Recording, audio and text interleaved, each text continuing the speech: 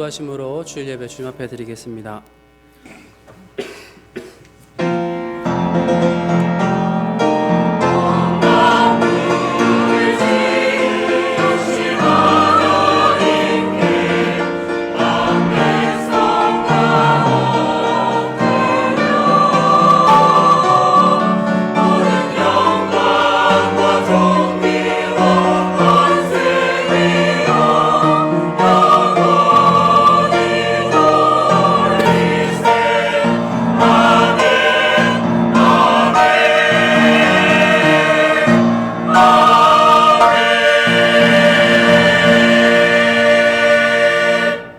여호와는 위대하시니 우리 하나님의 성 거룩한 산에서 극진히 찬양 받으시리로다. 이 하나님은 영원히 우리 하나님이시니 그가 우리를 죽을 때까지 인도하시리로다. 아멘. 우리를 창조하시고 우리를 주의 백성 삼으셔서 우리가 이 땅을 사는 동안 주님의 인도하심으로 우리를 이끌어 가시는 하나님 아버지, 주의 백성들이 이 시간 나와 싸우니 많은 은혜 내려주시고 주의 말씀으로 우리를 이끌어 주시고 주의 백성답게 살 수 있을 만한 은혜를 더하여 주시옵소서. 예수님의 이름으로 기도드립니다. 아멘. 다 같이 일어나셔서 찬송가 32장 찬양 드리겠습니다.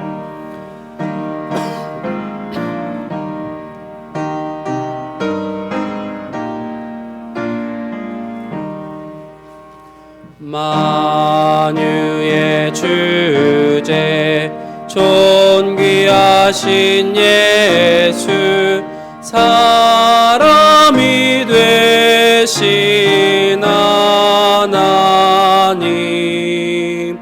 나 사모하여 영원히 섬길 내 영광 되신 주로다. 화려한 동산 무성한 저수목 다 아름답고 묘하나 순전한 예수 더 아름다워 봄 같은 기쁨 주시네. 광명한 해와 명랑한 저 달빛 수많은 별들 빛나나 주 예수 빛은 더 찬란하여 참 비교할 수 없도다.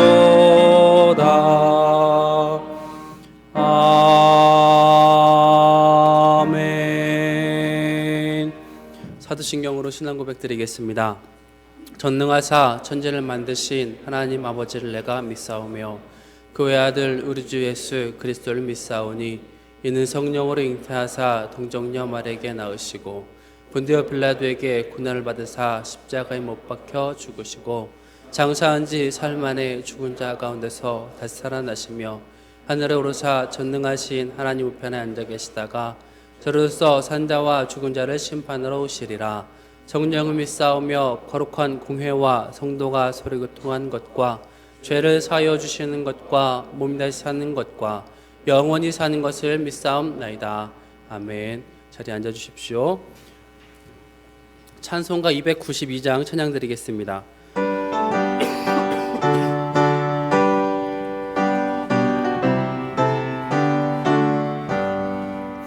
주 없이 살 수 없네 죄인의 구주여 그 귀한 보배 피로 날 구속하소서.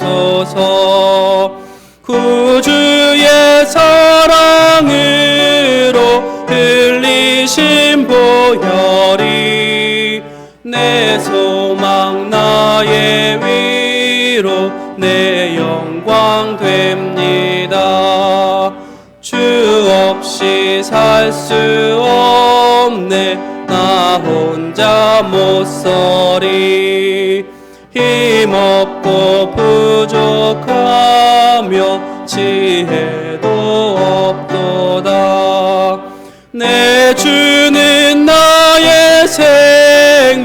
또 나의 힘이라.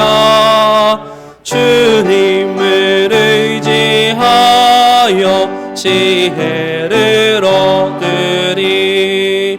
주 없이 살 수 없네. 내 주는 아신다.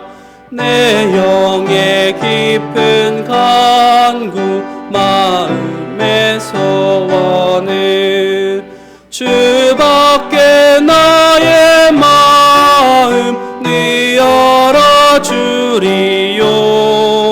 내 마음 위로하사 평온케 하시네.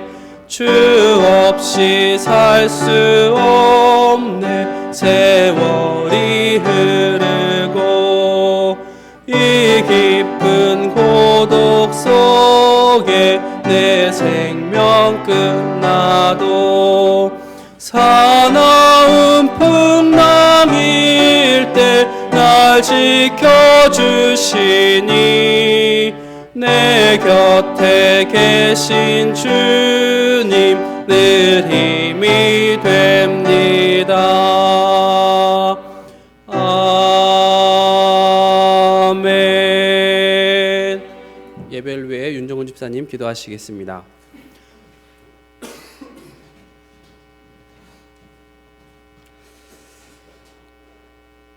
사랑과 은혜가 풍성하신 하나님 아버지, 아직 좀 추운 날씨에도 이렇게 우리 성도님들 이렇게 함께 예배 드릴 수 있게 하신 은혜 참으로 감사드립니다. 아버지 하나님, 오늘 이 예배를 통하여서 또 우리의 마음이 다시금 또 새롭게 되게 하시고, 또 하나님 우리가 또 지난 한 주간을 돌아보며 반성하고 다시금 주께 충성할 수 있는 시간 될 수 있도록 도와주시옵소서. 아버지 하나님, 우리가 참 죄로 인해 죽을 수밖에 없었던 우리들을 친히 이렇게 돌보아 자녀 삼아 주시고 또 십자가의 보혈로 씻으셔서 우리를 주의 군사로서 이렇게 삼아 주신 것을 참으로 감사드리옵나이다. 아버지 하나님, 주께서 주신 은혜를 기억하면서 우리가 이 세상 속에 살아갈 때에 늘 주님의 말씀대로 또 하나님의 또 가르침대로 살아갈 수 있도록 우리에게 은혜를 내려 주시옵기를 원하옵나이다. 아버지 하나님, 주은혜 교회를 참 사랑하셔서 이렇게 많은 은혜 내려 주신 것을 감사드립니다. 아버지 하나님, 우리 주은혜 교회가 참 한국의 수많은 교회 가운데 그냥 한 개의 교회로 잊지 않게 하시고 늘 새롭게 주님의 말씀들을 따라가고 또 가르치고 알아가는 데 최선을 다할 수 있게 하여 주시옵소서. 그래야 하나님 참 세상 속에서 많은 교회가 욕을 들어먹다 할지라도 우리 교회는 하나님 좀 그렇게 되지 않고 오직 하나님의 말씀대로 전하고 또 이 세상 가운데 무엇을 말해야 될지를 알려주는 교인들이 될 수 있도록 도와주시옵소서. 아버지 하나님, 우리가 하나님 앞에서 이렇게 늘 또 새로운 것을 받게 되고 은혜를 경험하게 되는데 아버지 하나님, 그 은혜에 맞는 생활을 할 수 있도록 도와주시옵고, 주님 우리 교회 안에서 여러 가지 시기나 질투나 다툼이 있지 않게 하시고 또 남보다 내가 더 높다고 생각하지 않게 하시고 오직 주께서 말씀하신 대로 좀 권면하며 가르치고 또 서로 돌아보고 기도하고 또 하나님 말씀대로 좀 더 행동할 수 있도록 은혜 내려 주시옵소서. 아버지 하나님, 우리 성도님들 가운데 또 많은 기도 제목들 가지고 기도하고 있습니다.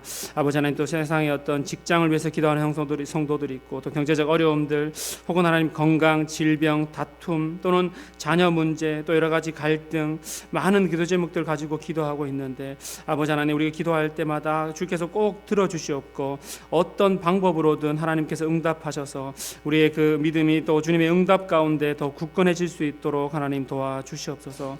아버지 하나님, 또 우리 교회 전도팀들을 기억하여 주시옵고 어제부터 우리 전도팀 이제 전도를 시작하였는데 또 많은 성도님들 주의 말씀을 알려주는 일에 또 동참할 수 있게 하여 주시옵고 혹은 여러 가지 또 사유 때문에 나가지 못한다 할지라도 내가 속한 공동체 가운데서 또 내가 속한 어떤 단체 가운데서 하나님 늘 복음을 전하는 자로 우리가 살아갈 수 있도록 도와주시옵소서. 아버지 하나님, 특별히 또 오늘 말씀을 전하시는 또 김창호 교수님과 함께 하셔서 우리 말씀 가운데 늘 깨닫게 하여 주시옵고 또 하나님의 형상대로 지음받은 우리들이 하나님의 형상 가운데 또 성품들을 꼭 본받아서 아버지 하나님 그렇게 살아갈 수 있는 자들 되게 도와주시옵소서. 아버지 하나님, 또 수고하고 있는 성가대 찬양과 또 여러 가지 많은 곳에서 음으로나 양으로나 수고하고 있는 우리 지체들을 기억하여 주시옵고 이들의 수고를 주께서 꼭 기억하여 주시고 또 하나님 또 좋은 것으로 보답하여 주시기를 간절히 원하옵나이다. 아버지 하나님, 오늘 예배 한 마음 한 뜻이 되어 예배 드릴 수 있게 하여 주시옵고 온전히 우리의 마음과 몸과 모든 것이 주께 드릴 수 있도록 은혜 내려 주시옵소서. 이 모든 말씀 예수님 이름으로 기도드립니다.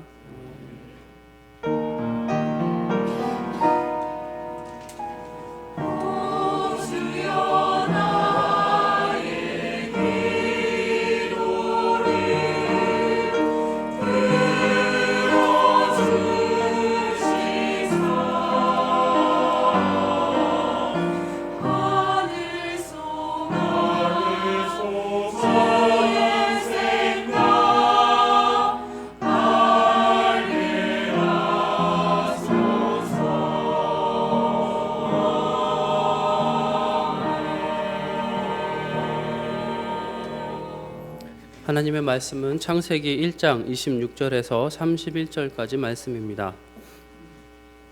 창세기 1장 26절에서 31절까지 말씀, 구약성경 2페이지에 있습니다. 창세기 1장 26절부터 읽겠습니다.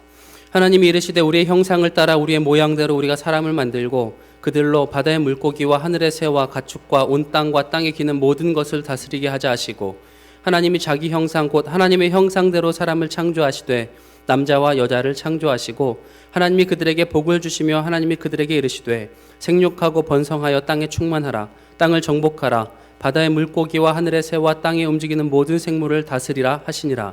하나님이 이르시되 내가 온 지면에 씨 맺는 모든 채소와 씨 가진 열매 맺는 모든 나무를 너희에게 주노니 너희의 먹을거리가 되리라.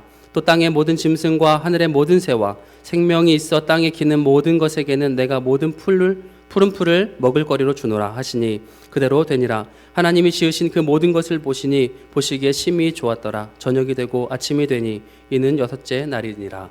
아멘. 자리에서 일어나셔서 헌금봉헌 드리겠습니다.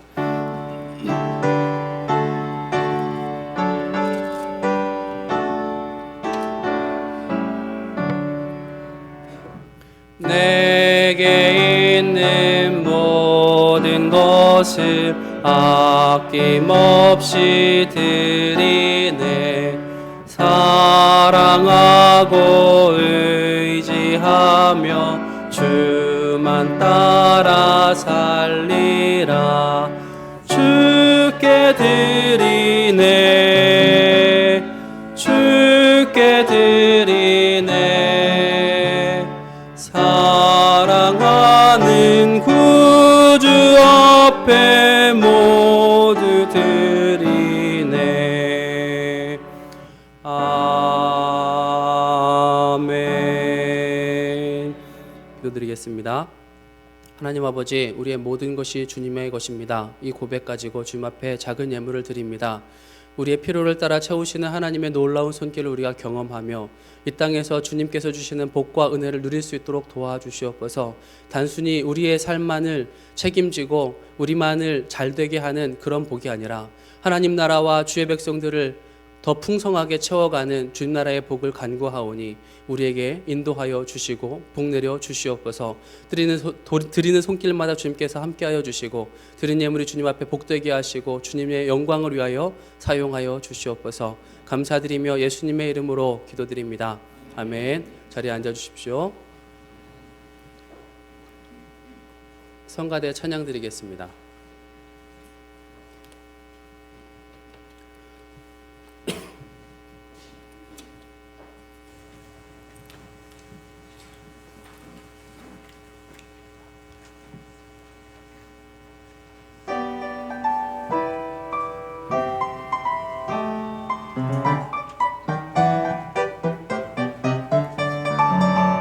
예수 믿고 서슬 사랑하라.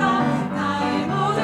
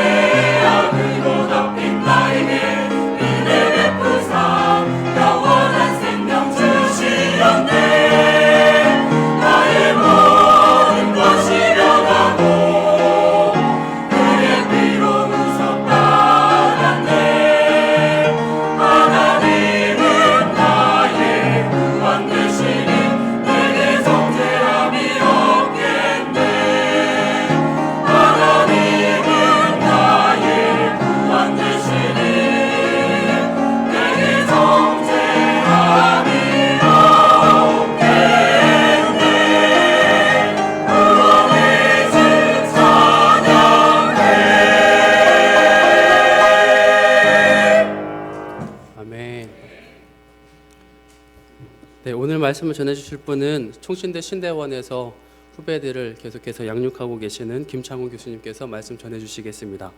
말씀 가운데 많은 은혜 받으시기 바랍니다.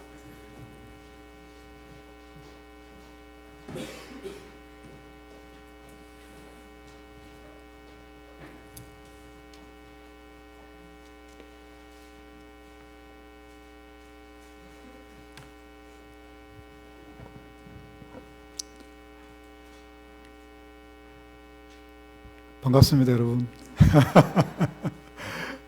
앞에 일부 때문에 할렐루야 했는데 어색한 것 같아가지고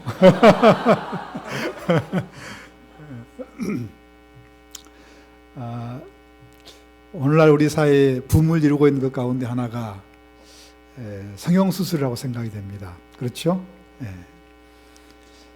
연예인들이 성형수술하는 거는 기본이 되어버렸습니다. 그러니까 기본이 되었다고 하는 것은 안 하는 게 오히려 이상한 것, 그런 상황이고, 또 보통 우리 일반 사람들도 성형수술하는 것이 아주 자연스러운 그런 시대에 우리가 살고 있습니다.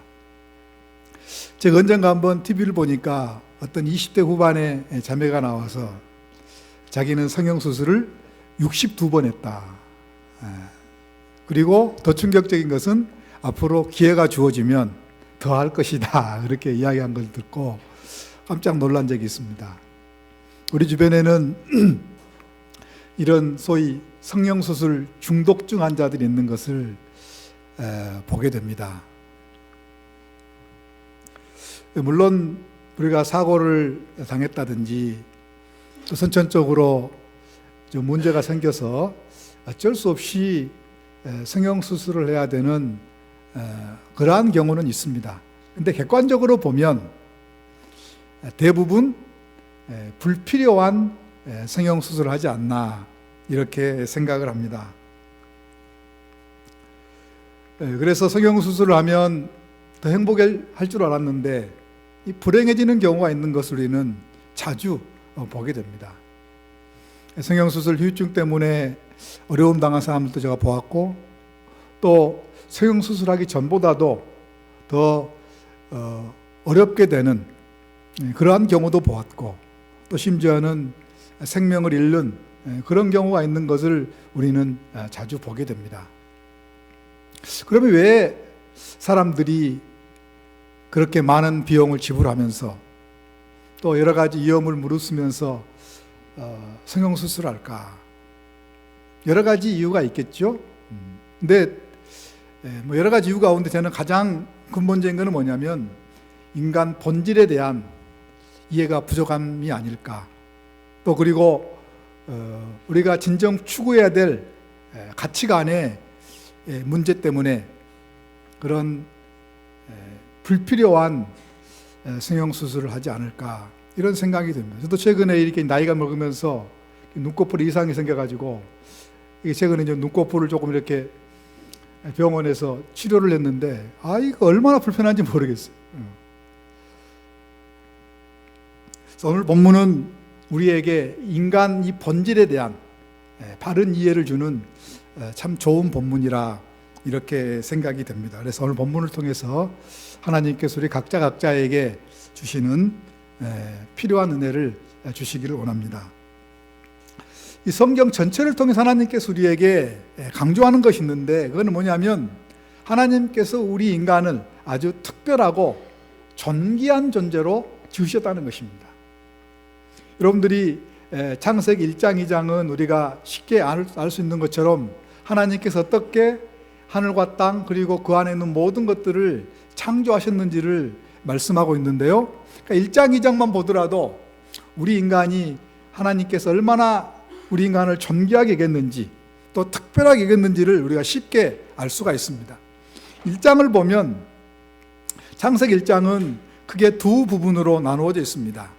그건 조금 전에 우리가 읽었던 25절까지가 한 부분이고 우리가 읽었던 26절까지 또 한 부분인데, 1장 1절부터 25절까지는 인간 이외의 피조물들이 어떻게 창조되었는지를 기록하고 있습니다. 그리고 우리 인간은 별도로, 그러니까 하나님께서 만드신 모든 피조물 가운데 우리 인간과 우리 인간의 위에의 다른 피조물들이 어떻게 만들어졌는지를 구분해서 기록하고 있는 걸 볼 수가 있습니다. 이것만 보더라도 하나님께서 만드신 모든 피조물 가운데 하나님은 우리 인간을 얼마나 특별한 존재로, 존귀한 존재로 지었는지를 쉽게 알 수가 있습니다. 또 이 장을 가보면 다른 피조물들은 말씀하지 않고 우리 인간을 어떻게 만드셨는지를 보충 설명하고 있습니다. 그러니까 창세기 1장, 2장만 보더라도 하나님께서는 우리 인간을 참으로 특별한 존재로, 존귀한 존재로 지으셨다. 하나님께서 하나님 창조의 이 극치로, 절정으로 우리 인간을 만드셨다고 하는 것을 우리가 쉽게 알 수가 있습니다. 오늘 본문을 보면 26절을 보면 이렇게 말씀합니다. 하나님이 이르시되 우리의 형상을 따라 우리의 모양대로 우리가 사람을 만들자 그랬습니다. 여기서 우리가 누구죠? 삼위 하나님, 성부, 성자, 성령 삼위 하나님. 그러니까 다른 피조물들을 만드실 때에는 성경에 보면 그냥 있어라 이렇게 다 창조했어요. 그런데 우리 인간을 만드실 때에는 하나님께서, 삼위 하나님께서 서로 협의하시고 협력하시는 모습이 나와요. 그러니까 우리말 성경에는 확 드러나지 않지만 영어 성경만 보더라도 이렇게 보면 Let us make man in our image. 하나님께서 서로 이렇게 하자, 서로 협의하시고 서로 협력하시는 모습이 나옵니다. 물론 하나님께서 다른 피조물들을 만들 때에도 지혜롭게 최선을 다해서 만드셨겠지만 우리 인간을 만드셨을 때에는 특별히 협의하시고 협력하시는 모습을 성경에 기록한 것을 보아서도 하나님께서 우리 인간을 얼마나 특별한 존재로, 이 존귀한 존재로 주셨다고 하는 것을 우리가 쉽게 알 수가 있는 것입니다. 그러면 조금 더 오늘 본문을 통해서 조금 더 구체적으로 우리 인간이 하나님 앞에서 얼마나 특별하고 존귀한 존재에 있는지를 조금 더 구체적으로 오늘 본문을 통해서 좀 살펴보고자 합니다. 우리가 방금 읽었던 26절을 보면 이렇게 말씀합니다. 하나님이 이르시되 우리의 형상을 따라 우리의 모양대로 사람을 만들고 그랬습니다. 27절도 보면 하나님이 자기 형상 곧 하나님의 형상대로 사람을 창조하시되 이렇게 말씀하고 있습니다. 그러니까 하나님께서 창조하신 모든 피조물 가운데 오직 우리 인간만 하나님의 형상대로 지음을 받았다. 이렇게 말씀을 하고 있습니다. 우리말로는 하나님의 형상대로 지음받았다, 하나님의 모양대로 지음받았다, 그렇게 하면 어떤 외적인 부분을 말씀하는 것 같지만 영어로는 이제 이미지라고 표현이 되어 있는데요, 이 말은 어떤 하나님의 형상대로 지음받았다 하는 말은 무슨 말이냐면 하나님의 어떤 내적인 특징 가운데 일부분을 우리 인간에게 부여하셨다, 이런 말이거든요. 우리가 이제 신학적으로 하나님의 속성 가운데 공유적 속성이 있고 비공유적 속성이 있다, 이렇게 말합니다. 이게 무슨 말이냐면 하나님이 가지고 계신 모든 속성을 다 우리 인간에게 부여하신 것은 아니에요. 그러니까 하나님만 가지고 계시는 속성을 하나님의 비공유적 속성이라 이렇게 이야기해요. 예를 들면 전능하심이라든지 또 전지하심이라든지 또는 무소부지하심. 그러니까 우리 인간은 전능하지 않죠. 우리 인간은 전지하지 않죠. 우리 인간은 공간적으로 한계가 있어요. 그러나 하나님은 전능하신 분이죠. 또 하나님은 모든 것을 다 알고 계시는 분이죠. 또 하나님은 안 계신 곳이 없이 모든 곳에 다, 그런 하나님의 속성은 하나님의 우리 인간에게는 없는 비공유적 하나님의 속성입니다. 그런 하나님께서 우리 인간과 공유하신 하나님의 형상대로 지음받은 우리 인간에게 일부 부여하신 속성이 있어요. 뭐 도덕성이라든지 양심이라든지 뭐 지성이라든지 이런 것들은 하나님께서 가진 속성 가운데 일부분을 우리 인간에게 부여하셨어요. 사실 우리 인간들과 동물들을 비교해 보면 우리 인간들보다 훨씬 더 강한 짐승들이 있어요. 힘 있는 짐승들도 있습니다. 훨씬 우리 인간들보다도 아름다운 짐승들도 있습니다. 또 여러 가지 기능적인 면에서 우리 인간의 초월하는 기능을 가진 그런 짐승들이 우리 주변에 있습니다. 그런데 우리 인간이 특별한 건 뭐예요? 우리 인간은 하나님의 형상대로 지음받은 하나님의 속성 가운데 일부분이 우리 다른 모든 피조물 가운데 오직 우리 인간에게만 부여됐다 하는 것이 하나님의 형상대로 지음받은 인간이다. 그런 의미. 하나님 우리 인간을 그렇게 특별한 존재로 지으신 것입니다. 또 오늘 본문을 보니까요, 26절 하반절을 보니까 그들로 바다의 물고기와 하늘의 새와 가축과 온 땅과 땅에 기는 모든 것을 어떻게 하자? 다스리라. 또 28절을 보면 하나님이 그들에게 복을 주시며 하나님이 그들에게 이르시되 생육하고 번성하여 땅에 충만하라. 땅을 정복하라. 바다의 물고기와 하늘의 새와 땅에 움직이는 모든 생물을 다스리라 그랬습니다. 하나님께서 모든 피조물들을 만드셨기 때문에 모든 피조물들의 주인은 누구세요? 하나님이세요. 그러니까 주인 되신 하나님께서 우리 인간에게 특별히 하나님의 만드신 모든 피조물들을 다스리고 정복할 수 있는 특권과 의무를 주신 거예요. 그래서 정복하다 하는 말은 무슨 말이냐면 그냥 어떤 것들을 막 무력으로 질밟고 그런 게 아니고 여러 가지 의미 가운데 어떤 의미가 있냐면 그것을 잘 다 관리하고 그것을 개발하라 이런 의미가 있어요. 동물들은 100년 전이나 1000년 전이나 훨씬 오래전이나 그들의 삶의 환경에 변화가 없습니다. 똑같습니다. 10년 전이나 100년 전이나 1000년 전이나. 그런데 우리 인간들은 우리의 삶의 환경들, 우리 주변에 있는 모든 것들을 얼마나 많이 급격하게 발전시키며 사는지 모릅니다. 아파트도 우리나라 같은 경우 특별히 10년 전에 지은 아파트 다르고 20년 전에 지은 아파트 다르고 뭐 그렇습니다. 왜냐하면 IT 기술이 얼마나 급격하게 발전한 저희들은 뭐 감히 따라갈 수 없을 정도로 빠른 속도로 다른 피조물들 가운데에는 그렇게 발전시키고 개발할 수 있는 능력을 부여하지 않으셨어요. 오직 우리 인간, 하나님의 형상대로 지음받은 우리 인간에게만 하나님께서 그렇게 능력을 주시고 또 그런 권한을 주시고 또 그런 의무를 우리 인간에게 주신 거예요. 뿐만 아니라 27절 뒷부분을 보면 또 이런 말씀이 있습니다. 하나님 형상대로 창조하시되 남자와 여자로 창조하셨다. 그렇게 말씀하고 있어요. 여러분들이 1장에 보면 하나님께서 다른 피조물들을 만드신데 물론 동물들 가운데 암컷과 수컷을 이렇게 만드셨겠죠. 창조하셨겠죠. 그런데 암컷과 수컷을 따로 구분해서 만드시지 않았어요. 그냥 있어라 그러니까 암컷이 생겼고 수컷이 생겼고 이렇게 됐어요. 그런데 우리 인간은 하나님께서 남자를 만드시고 또 그 남자에게서 여자를 만드셨어요. 2장에 가면 그 부분을 구체적으로 설명하고 있는데 오직 우리 인간만 이렇게 남자와 여자를 구분해서 따로 만드셨다는 것입니다.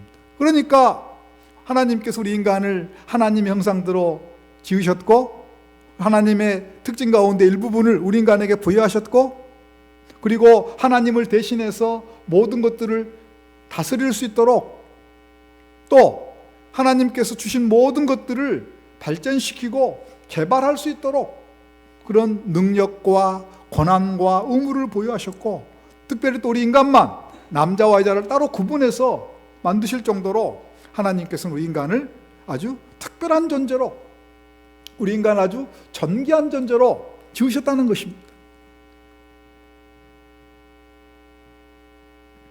뿐만 아니라 이렇게 특별한 존재로 존귀한 존재로 지으신 우리 인간을 하나님께서는 사랑하신다는 것입니다. 여러분들 우리가 어떤 걸 만들면 그 만든 것이 얼마나 사랑스럽습니까? 마찬가지죠. 하나님께서 우리 인간을 그렇게 특별하게 모든 피조물 가운데 존귀한 존재로 만드셨기 때문에 우리 인간을 또한 특별히 사랑하셨습니다. 그리고 우리 인간을 하나님께서 얼마나 사랑하셨는지 예수님을 보내서 십자가에 못 박으셔서 우리를 구원하실 정도로 하나님께서 우리를 사랑하셨다는 거죠. 그래서 로마서 5장을 보면 잘 아는 것처럼 우리가 연약할 때에 우리가 죄인 되었을 때에 우리가 원수 되었을 때에 예수님을 십자가에 못 박으셔서 우리를 구원하심으로 하나님께서 얼마나 우리를 사랑하셨는지를 확증해 보여주셨다. 여러분 우리 모두는 하나님의 특별한 존재, 하나님께서 존귀한 존재로 지으신 존귀한 사람인 줄로 믿습니다. 뿐만 아니라 하나님께서 예수님을 보내셔서 십자가에 못 박으실 정도로 우리는 하나님의 사랑받은 존재인 줄로 믿습니다. 우리가 이것을 알게 되면 나는 정말 특별한 존재구나. 하나님 앞에서 존귀한 존재이구나. 참으로 하나님께서 사랑하시는 존재이구나. 이것을 깨닫게 되고 또 이것을 믿게 되면 우리 인생을 보는 관점, 또 우리 미래를 보는 관점이 달라지지 않을 수가 없는 것입니다. 내가 흙수저를 물고 나왔기 때문에 나는 가능성이 없다. 현재 내 상황을 보니까 참 이게 사람들이 봐도 별 볼 일 없는 상황인데 나는 앞으로 별 볼 일 없겠구나. 이런 생각을 가질 수가 없어요. 저 같은 경우에도 저는 이제 20대 때 거의 10여 년 동안 굉장히 육체적으로 어려움을 당하고 많은 고통 가운데 제가 20대를 보냈습니다. 그래서 제가 신학대학원을 다닐 때에는 거의 수업을 절반도 채 못 들어갔어요. 온 몸이 아파가지고 제가 그렇게 20대 때 어려움을 당했지만 제가 이 하나님이 나를 참으로 귀하게 보신다, 하나님이 나를 참으로 사랑하신다, 이것을 믿어지니까 때로는 물론 좌절하는 경우도 있었고 때로는 낙심하는 경우도 있었지만 저에겐 분명한 믿음이 있었어요. 하나님께서 나의 인생을 아름답게 하실 것이다. 나의 인생을 복되게 하실 것이다. 나의 인생을 선하게 인도하실 것이다. 이 믿음이 저에게는 분명히 있었어요. 그래서 제가 이제 제 집사람하고 이제 결혼하기 전에 좀 교제를 하는데 제가 저희 집사람한테 그런 이야기를 했어요. 제가 의도적으로 한 건 아니고 저도 모르게 어떤 이야기를 했냐면 앞으로 나하고 결혼한 사람은 참 행복할 것이다. 왜 그러냐면 하나님이 나를 참 사랑하시기 때문에, 하나님께서 나의 장래를 선하게 인도하실 것이기 때문에 제가 그렇게 비실비실하고 있었음에도 불구하고 내가 지금 이렇게 비실비실하지만, 육체적으로 연약하지만, 내놓고 별것 없지만 하나님께서 나의 장래를 선하게 인도하시고 귀하게 나를 인도하실 것이다. 제가 이렇게 저도 모르는 사이 이야기를 했어요. 제 집사람이 그 이야기를 듣고 마음에 감동을 받아가지고 저하고 결혼을 결심하기로 했거든요. 지금 어떻게 생각하는지 잘 모르겠는데 저도 만약에 제가 그때 하나님에 대한 믿음이 없었고 하나님이 나를 참으로 귀하게 여기신다, 나를 참으로 사랑하신다, 이 믿음이 없었다면 저도 포기했을 것이고 제 장래에 대한 암울함을 제가 느끼면서 좌절과 낙심 가운데 지낼 수밖에 없었는데 하나님은 나를 참으로 귀하게 여기신다, 나를 존귀하게 지으셨다, 예수님을 십자가에 못 박으실 정도로 나를 사랑하신다, 이거를 믿게 되니까 저의 인생을 보는 관점, 저의 장래를 보는 관점이 그전과는 전혀 다른 관점에서 보지 않을 수 없었고, 그 믿음 때문에 제가 그 모든 어려움들을 잘 견뎌냈던 그런 기억이 저에게 있습니다. 그러면 참 우리를 하나님께서 이렇게 귀하게 여기시고 또 존귀하게 여기시고 우리를 끔찍히 사랑하시는 이 하나님께서 우리를 바라보시면서 우리에게 그렇게 됐으면 좋겠다 하는 게 있어요. 그게 뭐냐면, 한마디로 이야기하면 참 이 사람들이 인생을 행복하게 되었으면 좋겠다, 이 사람들의 인생이 행복했으면 좋겠다. 우리가 마치 아이들을 키우면서 참 이 아이들이 앞으로 참 여러 가지 면에서 좋은 짝을 만나고 또 좋은 직장 구하면서 행복하게 살기를 원하는 것이 부모의 마음인 것처럼, 하나님도 저는 우리 모두에게 참 나의 사랑하는 자들이 행복했으면 좋겠다, 그런 소원이 있을 거라고 생각이 들어요. 그러면 우리가 하나님께서 원하시는 대로 우리의 인생이 행복하기 위해서 우리가 해야 될 일이 뭘까? 여러 가지 이야기할 수 있는데 제가 한마디로 딱 요약하면, 하나님의 창조 질서에 합당하게 살면, 하나님께서 정해놓으신 이 창조 질서에 합당하게 살면 저는 우리 모두가 다 이 나그네 낀 인생을 살아가면서 행복한 삶을 살게 될 줄로 믿습니다. 그러면 이 창조 질서에 합당하게 산다고 하는 것은 어떻게 사는 것일까? 저는 오늘 본문에서 크게 한 3가지 정도를 여러분들에게 말씀을 드리길 원합니다. 먼저는 하나님과의 관계, 두 번째는 다른 사람과의 관계, 세 번째는 이 세상과의 관계. 어떻게 하는 것이 하나님과의 관계에서, 다른 사람들과의 관계에서, 그리고 이 세상과의 관계에서 창조 질서에 합당한 삶일까? 좀 오늘 본문을 통해서 한번 우리가 그런 부분들을 살펴봤으면 좋겠습니다. 먼저 하나님과의 관계입니다. 자, 조금 전에 우리 인간은 모든 피조물 가운데 유일하게 하나님의 형상대로 지음받았다, 그렇게 말씀을 드렸죠. 그렇죠? 하나님의 형상대로 지음받았다고 하는 것은 여러 가지 의미가 있을 수 있지만 또 그 가운데 하나가 뭐냐면 하나님의 형상대로 지은 우리 인간만이 영적인 존재라는 거예요. 영적인 존재. 그러니까 영적인 존재인 우리 인간만이 영적인 하나님을 인식할 수 있고, 또 우리가 영적인 존재라고 하는 것은 우리가 영적인 만족이 있을 때 우리가 온전한 행복을 누릴 수 있다, 그 말이 되는 거거든요. 요즘에 이제 이 5가정 가운데 한 가정이 이 애완동물을 키우고 있다 그러잖아요. 저희 집도 이제 그 조그마한 강아지 한 마리를 저희 아이들이 막 키우자 해서 지금 키우고 있는데, 이 강아지를 키우다 보면 잘 먹여주고 잘 재워주고 이렇게 해주면 뭐 그것보다 더 행복한 게 없어요. 근데 우리 인간은 어떻습니까? 잘 먹고 잘 짜고 사람들에게 사랑을 받고 그러면 행복합니까? 물론 그것도 어느 정도 우리에게 행복을 줄 수 있지만 그것이 우리에게 완전한 행복을 주는 것은 아니에요. 여러분들, 이 물고기는 물속에 살면서 물이 주는 영양분을 공급받으며 살도록 만들어요. 하나님의 창조 질서예요. 나무는 땅에 뿌리를 내리고 땅이 주는 영양분을 공급받으며 살도록 만드세요. 하나님께서 우리 인간을 어떻게 만드셨냐면 하나님 안에서 하나님이 주시는 영적인 은혜를 누리며 살 때 진정 만족하고 행복하게 되도록 하나님께서 그렇게 만든 게 창조 질서예요. 그러니까 뭐 성형수술을 해서 어느 정도 이렇게 생각한 대로 모양이 나오면 그것이 어느 정도 우리에게 만족을 줄 수는 있어요.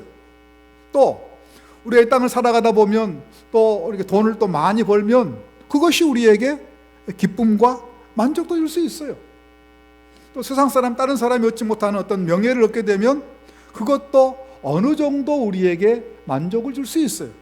또 우리가 아이들을 키우다 보면 아이들이 이렇게 이제 말도 잘 듣고 또 신앙생활도 잘하고 또 공부도 잘하고 열심히 하고 그러면 그것이 우리에게 또한 어느 정도 만족을 줄 수는 있어요. 그러나 그것이 우리에게 온전하게 만족을 주지는 않아요. 왜냐하면 하나님께서 그렇게 만드셨어요. 그러니까 우리 주변에 보면 돈이 많은 사람들, 또 어떤 다른 사람이 누리지 못하는 명예를 누리는 사람들, 이런 사람들이 그냥 아주 생을 비참하게 마감하는 일도 있는 것으로 우리가 종종 보게 됩니다.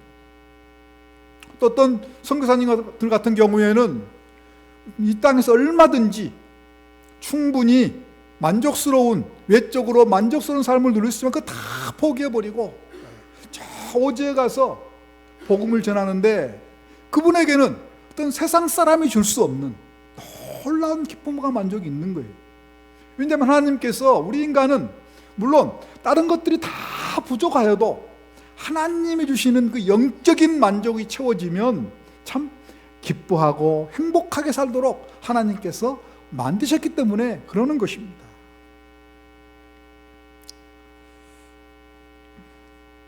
종종 우리 주변을 보면 나는 하나님 없이도 만족할 수 있어, 뭐 이런 분들이 종종 있는, 그분들은 하나님 안에서 진정한 만족을 경험하지 못했기 때문에 그런 말을 할 수도 있는 것입니다. 그러면 하나님께서 주시는 그 만족을 온전히 누리기 위해서 하나님께서 우리에게 요구하시는 것이 무엇일까? 그거는 하나님만 섬기고 하나님만 의존하는 것입니다. 하나님이 가장 싫어하는 게 뭔지 아세요? 한 발은 하나님께, 한 발은 세상에. 하나님이 가장 싫어하세요. 구약의 이스라엘이 그랬어요. 구약의 이스라엘이 한 번도 하나님을 떠난 적이 없어요. 한 번도 하나님을 완전히 버린 적은 없어요. 그들의 문제가 뭐예요? 하나님도 섬기고 이방신도 섬기고 하나님도 의존하고 이방 나라도 의존하고, 한 번도 하나님을 완전히 떠난 적이 없지만 하나님이 그런 양다리 걸치는 그런 모습을 보면서 그들에게 간음한 것이다, 너희들이 나를 배반한 것이라, 이렇게 이야기하는 것입니다. 우리가 사랑하는 사람끼리 가장 악한 일이 뭐예요? 제가 조금 전에 이야기했는데 양다리 걸치는 거예요. 양다리 걸치는 거. 완전히 그만두든지 해야지. 하나님도 우리에게 원하시는 것은 한 발은 세상에, 한 발은 교회에, 적당히 세상 것 즐기면서 하나님도 섬기고, 또 어떤 문제가 생기면 또 어떤 목표를 향하여서 적당히 세상 사람들 쓰는 수단과 방법 쓰고, 세상 사람들 의지하고, 그래서 그 위기를 넘어가고 그 목표를 달성하려고 하는 것, 하나님께서 가장 싫어하는 거예요.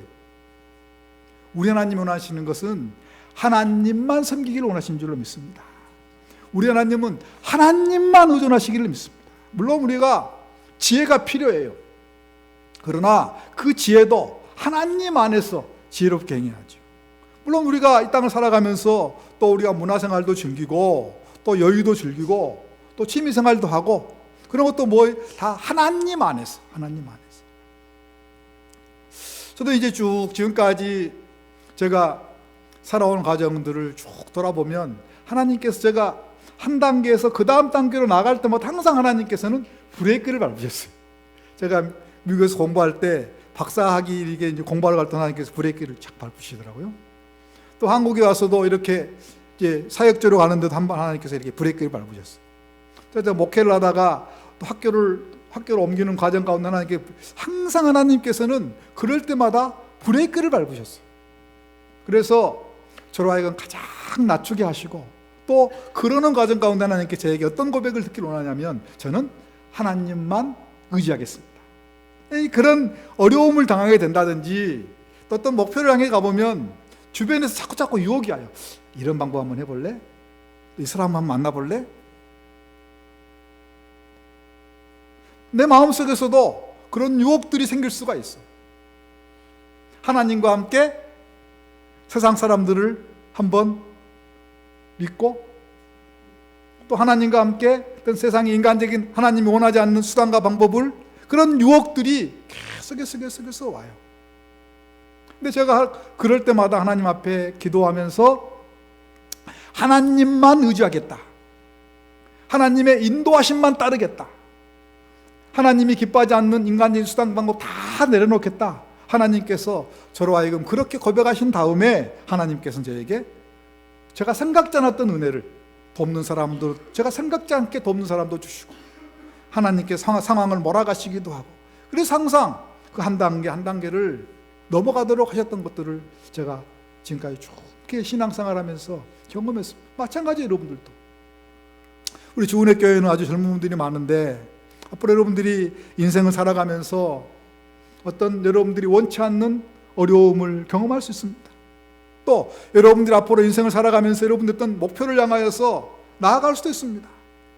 그럴 때 자꾸 하나님과 함께 세상을 의지하게 하고, 하나님과 함께 다른 사람을 의존하게 하고, 이런 유혹들이 자꾸 올 때마다 여러분들이 하나님 앞에서 결심을 해요. 나는 하나님만 섬기겠노라, 나는 하나님만 의존하겠노라. 이 믿음의 고백을 할 때 하나님께서 놀라운 은혜로 여러분의 생애를 인도하실 줄로 믿습니다. 그 다음에 또 하나는 이제 다른 사람과의 관계입니다.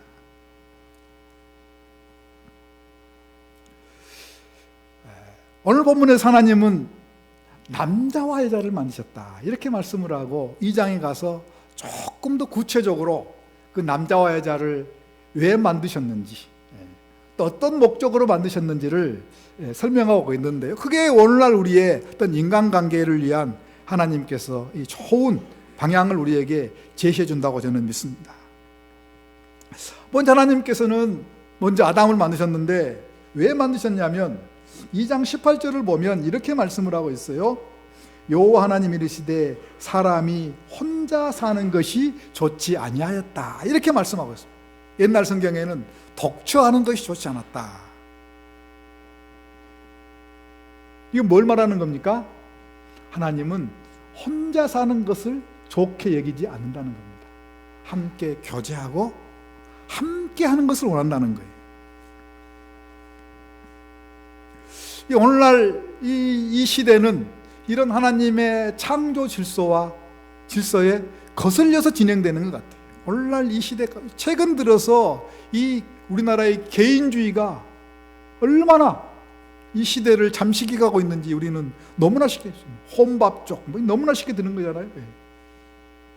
또 요즘에 또 이제 이 비혼족, 결혼하지 않겠다.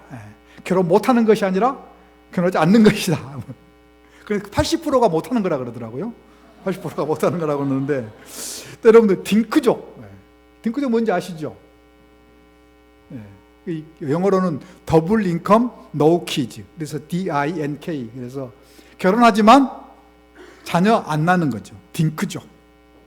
요즘에 또 이게 1인 가족, 이 조사를 보니까 1980년에 비해서 지금 한 7, 8배 1인 가족이 숫자가 아주 급격하게, 다 뭐냐면 이 개인주의예요. 개인주의.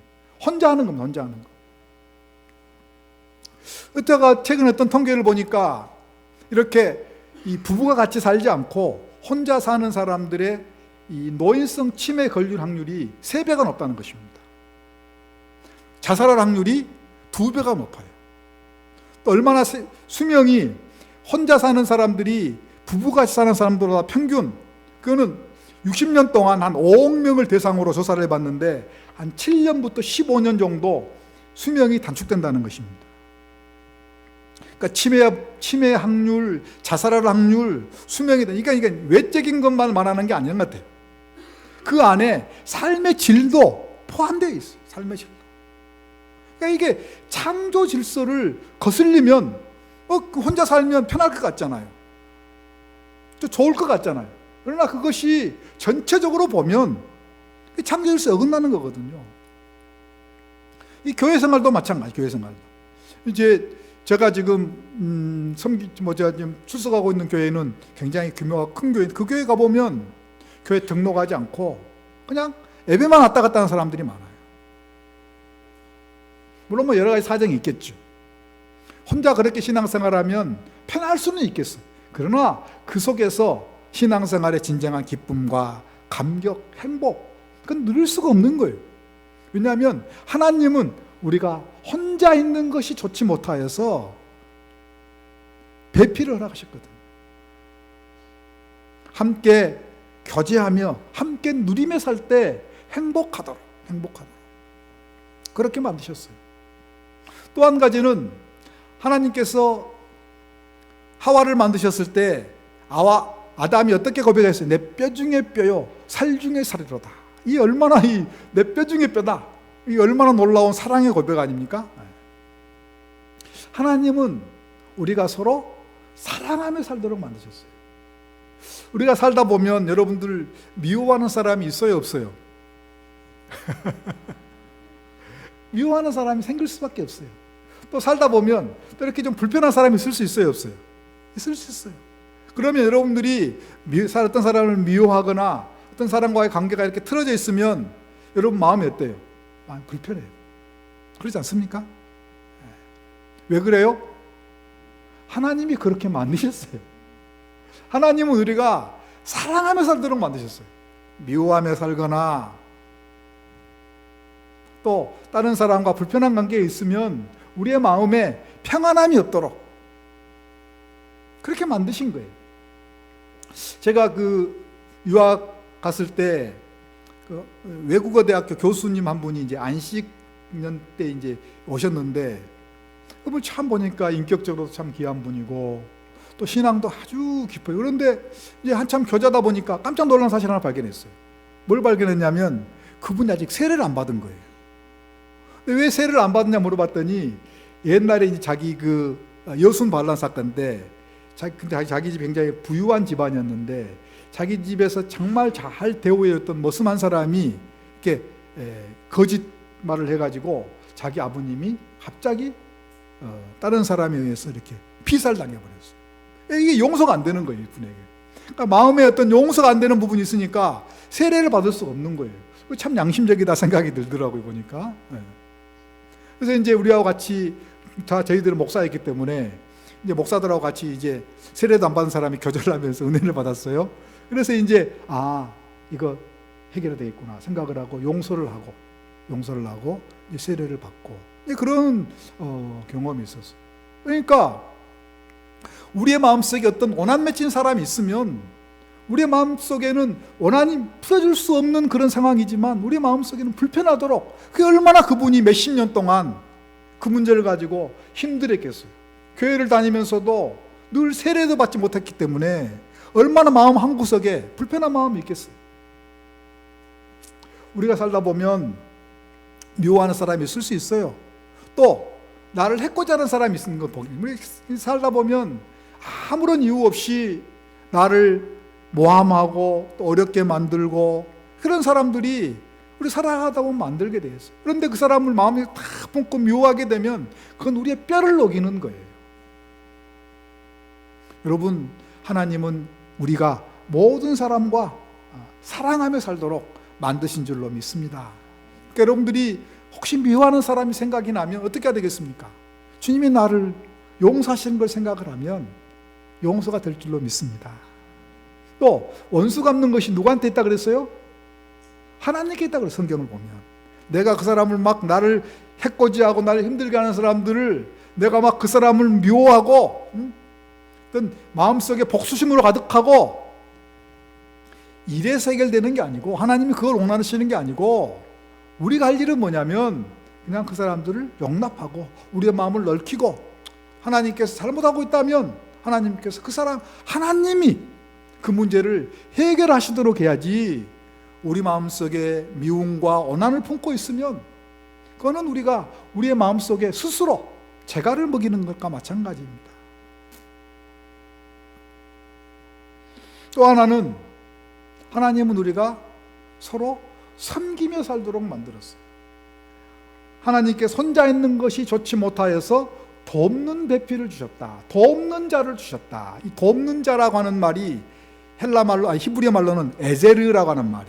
그러니까 어떤 사람은 돕는 배필로 주셨으니까 여자가 남자를 돕는 배필, 여자가 더 수준이 떨어지는구나, 능력이 떨어지는구나 이렇게 생각하시는 분 있을지 모르겠지만 그렇지 않아요. 이 돕는 배필에서 돕는 자의 에제르라고 하는 말은 주로 하나님이 사람을 도울 때 썼던 히브리어예요. 예를 들면 모세가 아들을 낳는데 두 번째 아들 이름이 뭐예요? 엘리에셀. 우리말 엘리에제르. 이게 뭔 말이죠? 엘 하나님은 리 나의 에제르 도움이다. 그 말이에요. 하나님. 또 이스라엘이 블레셋과 싸움에 승리했을 때 사무엘이 돌 하나 세웠어요. 그 돌 이름이 뭐죠? 에벤 에제르. 도움의 돌. 하나님이 우리를 도우셨다고 하는 것을 기념하는 돌. 그때 에제르거든, 에제르. 그러니까 이 에제르라고 하는 말은 무슨 말이냐면 이 열등에서 온 게 아니라 도울 수 있는 능력이 있어서 훨씬 탁월해서 돕는 거예요. 근데 성경을 보면 여자만 남자를 돕는 게 아니고 또 남자가 여자는 연약한 그릇이다. 서로 돕는 거예요. 그러니까 이 하나님께서 남자와 여자를 만드시면서 서로 돕도록 어떤 것이 열등하고 어떤 거 우승에 돕는 게 아니라 사실 우리 모두에게는 다른 사람을 도울 수 있는 다 그런 부분들이 있어요. 내가 완전히 모든 사람도 다 열등한 부분만 있는 사람은 없어요.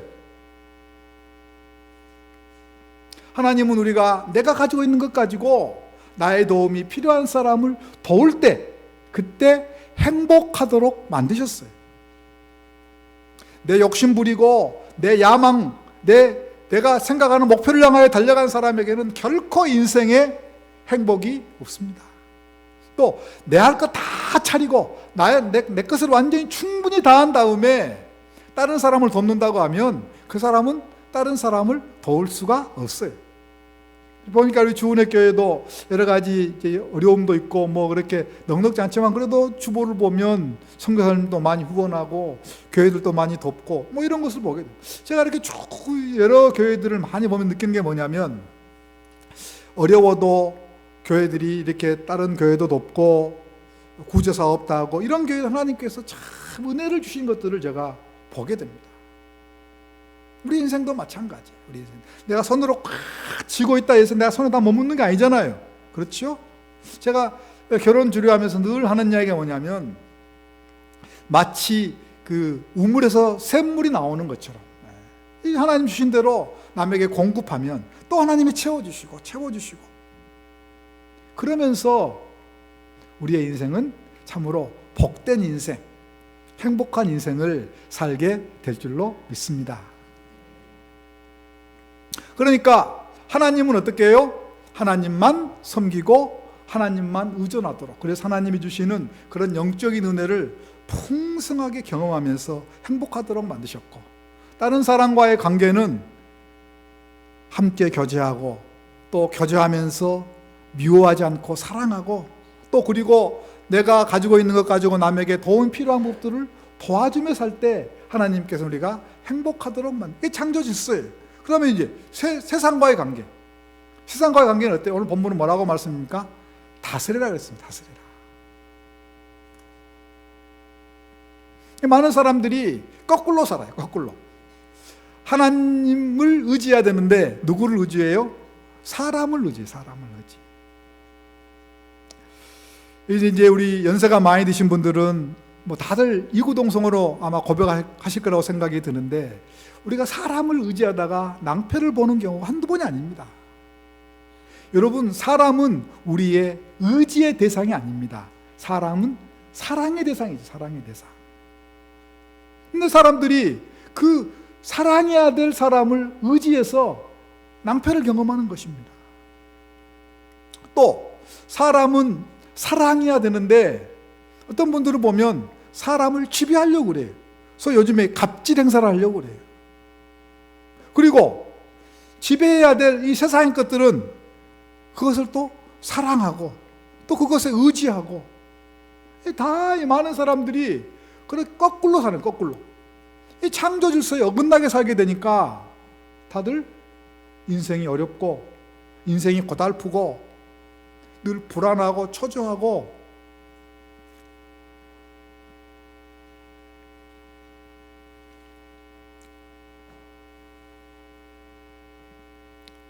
어떤 사람은 물질의 지배를 받고 물질에 끌려다니는 사람들이 있습니다. 그것이 그 사람들의 모든 판단과 행동에 가장 중요한 초점이에요. 어떤 사람은 명예를 따라 삽니다. 명예가 그 사람의 인생의 최고의 관심이에요. 모든 판단의 기준이에요. 어떤 사람은 세상의 쾌락을 쫓아 살기도 하고. 그러니까 세상 하나님께서 이런 것들은 다스리며 살도록, 그 사람을 지배하며 우리가 컨트롤하며 살도록 만들었는데, 그거에 따라가고 그것에 의존하고 그것이 인생의 목표가 되고 사랑하며 살게 되니까 당연히 하나님의 뜻에 어긋난 삶을 살 수밖에 없고, 하나님의 뜻에 어긋나는 삶을 살면서 또 양심에 어긋난 삶을 살 수밖에 없는 것입니다. 여러분, 우리가 앞으로 평생도록 꼭 기억할 게 있습니다. 세상의 모든 것들은 사랑하며 사는 것이 아니고 의존하며 사는 것이 아니고, 그거는 다스리며 사는 것입니다. 하나님께서 우리에게 물질을 주시면 그 물질을 다스릴 줄 알아야 됩니다. 하나님께서 우리에게 명예를 주시면 우리는 그 명예를 다스릴 줄 알아야 됩니다. 그럴 때 날마다 그냥 교회 와서 성경만 보고 기도만 하고 그러란 이야기 아니고, 또 그런 물질을 우리가 무시하거나 관심을 갖지 않거나 이러란 이야기도 아니에요. 우리가 그것 관심 가져야 돼요. 물질. 또 세상의 명예 얻을 수 있으면 얻으면 좋죠. 또 세상에서 우리가 이런저런 좋은 취미 생활을 하고 이런 거 할 수 있으면 좋죠. 문제는 성경에서 돈을 사랑하는 것이 일만하게 뿌리라 그랬지, 돈 자체가 나쁜 것은 아니거든요. 사랑한다고 하는 것은 그것에 끌려가는 거거든요. 하나님은 우리에게 물질을 주실 때 그것을 다스리도록 주신 거예요. 우리에게 명예를 주실 때 그것을 다스리도록 우리에게 주신 거예요. 그리고 그것을 다스리는 사람은 정말 이 땅을 살아가면서 행복한 삶을, 여유 있는 삶을, 많은 사람들에게 존경받는 삶을 살지 않을 수가 없는 것입니다. 그런데 악한 영의 세력들이 우리에게 늘 우리를 유혹합니다. 그 앞에 굴복하도록. 예수님께서 공생애를 시작하시기 전에 금식한 다음에 사탄이 예수님께 와서 유혹을 했습니다. 예수님께서 배고픈 걸 하시고 돌이 떡이 되라. 그러니까 우리도 똑같은 유혹이 와요. 현실적인 문제 때문에 그 앞에 굴복해라. 불의에 굴복해라. 나에게 절하면 천하를 다 주겠다. 뛰어내려라. 내가 받아주겠다. 사람들 앞에 그럴듯하게 보이도록 하고 세상의 명예 앞에 우리가 굴복하도록 사탄은 끊임없이 우리를 유혹합니다. 우리가 그 앞에 그 유혹에 굴복이 되면 우리의 인생은 불행한 인생이 될 수밖에 없는 것입니다. 그러나 예수님처럼 그런 유혹이 온다 할지라도 현실적인 문제 앞에서 또 물질 앞에서 세상의 명예 앞에서 말씀을 의지해서 또 성령의 역사함에 의존해서 우리가 그것을 극복하게 되면 우리의 인생은 참으로 행복한 인생이 될 줄로 믿습니다. 오늘 저는 창조 질서에 합당한 삶이 무엇인가를 여러분들에게 말씀을 드렸습니다. 그것을 하나님과의 관계, 그 다음에 다른 사람과의 관계, 그 다음에 세상과의 관계에서 어떻게 하는 것이 창조 질서에 합당한 삶인가. 하나님만 섬기고 하나님만 의존해서 하나님 주신 영적인 은혜를 충분히 경험하게 될 때 우리의 인생은 행복한 인생이 될 줄로 믿습니다. 혼자 따로따로 사는 것이 아니라 함께 교제하고 또 미워하는 것이 아니라 사랑하고 또 내가 꽉 내 것만 움켜쥐는 것이 아니라 다른 사람이 필요한 것들을 내가 나누어 줄 때 우리는 진정 행복하고 감격스러운 삶을 살게 될 줄로 믿습니다. 뿐만 아니라 하나님이 우리에게 주신 모든 세상의 것들, 그러니까 그것을 무관심하거나 내팽개쳐 버려서는 안 되지만 그 앞에 굴복하고 그것을 사랑하는 삶이 아니라 하나님이 그런 것들을 주실 때 그것들을 지배하고 그걸 다스리는 삶을 살 때 우리는 진정 행복한 삶을 살게 될 줄로 믿습니다. 이 은혜가 우리 모두에게 임하기를 주님의 이름으로 축원합니다. 기도하겠습니다. 하나님 우리를 참으로 존귀하게 여기고 우리를 사랑하시는 줄로 믿습니다. 이 믿음 가지고 우리가 창조 질서에 합당한 삶을 살 수 있도록 은혜를 베풀어 주옵소서. 예수님의 이름으로 기도하옵나이다. 아멘.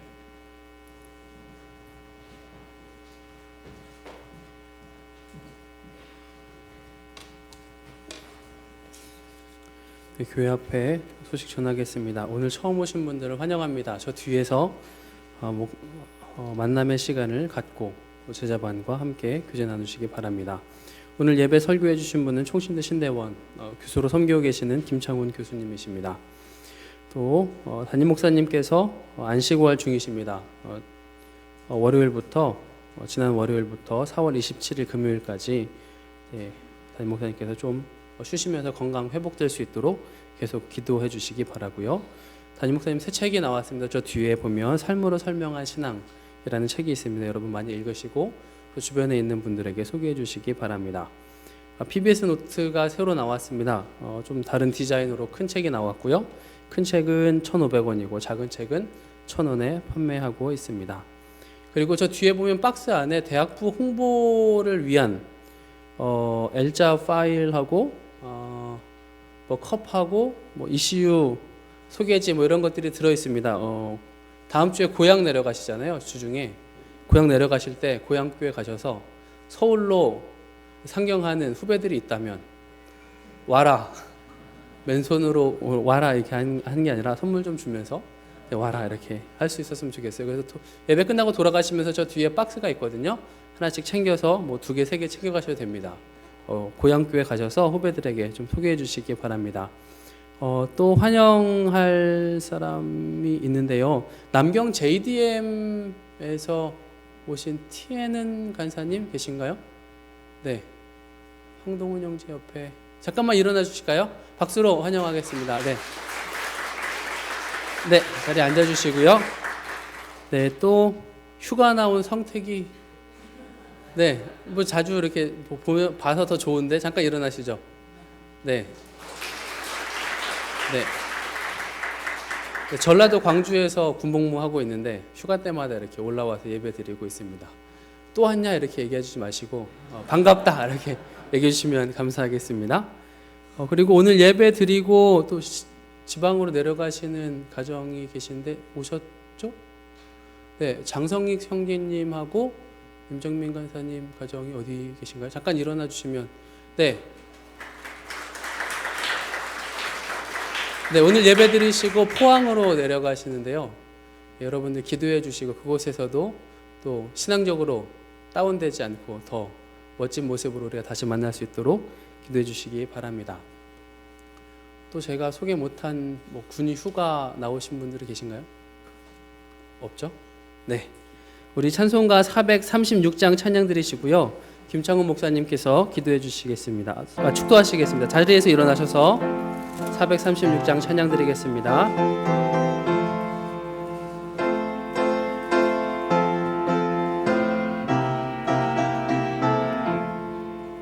나 이제 주님의 새 생명 얻은 몸 옛것은 지나고 새 사람이로다. 그 생명 내 안에 강같이 흐르고 그 사랑 내게서 해같이 빛난다. 영생을 누리며 주 안에 살리라. 오늘도 내일도 주 함께 살리라. 주 안에 감추인 새 생명 얻으니 이전에 줬던 것 이제는 값없다. 하늘의 은혜와 평화를 맛보니 찬송과 기도로 주 함께 살리라. 영생을 누리며 주 안에 살리라. 오늘도 내일도 주 함께 살리라. 산천도 초목도 새 것이 되었고 죄인도 원수도 친구로 변한다. 새 생명 얻은 자 영생을 누리니 주님을 모신 맘 새 하늘이로다. 영생을 누리며 주 안에 살리라. 오늘도 내일도 주 함께 살리라. 주 따라가는 길 험하고 멀어도 찬송을 부르며 뒤따라가리라. 나 주를 모시고 영원히 살리라. 날마다 섬기며 주 함께 살리라. 영생을 누리며 주 안에 살리라. 오늘도 내일도 주 함께 살리라.